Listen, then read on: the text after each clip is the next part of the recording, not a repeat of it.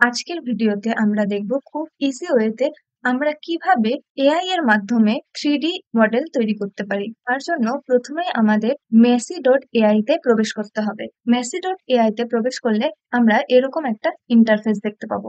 আমরা এখানে যদি একটু লক্ষ্য করি তাহলে আমরা দেখতে পাবো যে এখানে text to 3D, image to 3D, AI, texturing, text to image এরকম কিছু অপশন দেওয়া আছে। আর আগে থেকেই তৈরি করা আছে কিছু 3D মডেল।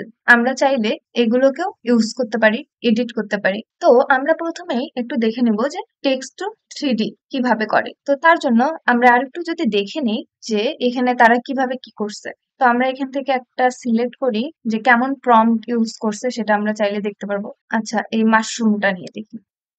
তো আমরা এখানে দেখতে পাচ্ছি যে এই মাশরুমটা এরকম আমরা হচ্ছে 3D অ্যানিমেশন করতে পারতেছি।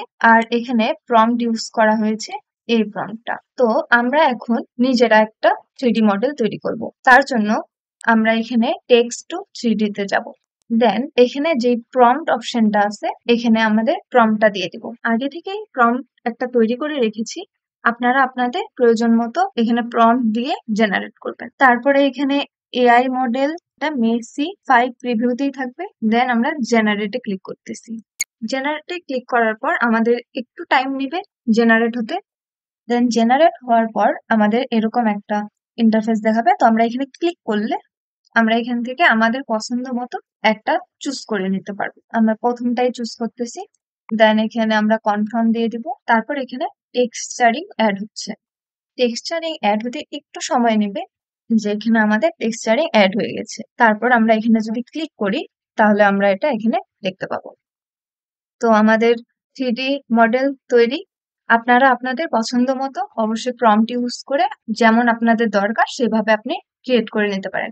তারপর আমরা এখানে ডাউনলোড অপশনও পেয়ে যাচ্ছি। তো চাইলে আপনারা ডাউনলোড করে সেটা ইউজ করতে পারেন। তারপর আমরা যদি একটু দেখি মডেলের এখানে ইমেজ টু 3D এই অপশনে। তো এখানে আমরা চাইলে যে কোনো একটা ইমেজ দিয়ে সেটাকেও এরকম 3D মডেল তৈরি করতে পারি। আমরা এখানে একটা ইমেজ দিয়ে দিচ্ছি।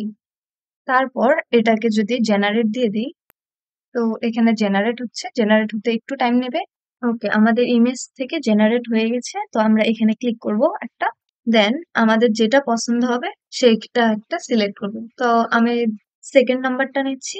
দেন কনফার্ম করে দিচ্ছি। কনফার্ম করার পর আবার টেক্সচারিং হতে টাইম নেবে। তো আমাদের টেক্সচারিং ডান। দেন আমরা এখানে যদি ক্লিক করি তাহলে আমরা দেখতে পাবো আমাদের কাঙ্ক্ষিত রেজাল্ট। আমরা এটাকে যে কোনো ভাবে মুভ করতে পারতেছি। তো এভাবেই আপনারা প্রম্পট বা ইমেজ দিয়ে আপনাদের 3D মডেলগুলো তৈরি করে নিতে পারেন। এই ভিডিওটি ভালো লাগলে অবশ্যই একটা লাইক দিয়ে দিবেন। আর যদি এমন আরো এআই টুল নিয়ে জানতে চান তাহলে এখনই চ্যানেলটি সাবস্ক্রাইব করে রাখুন।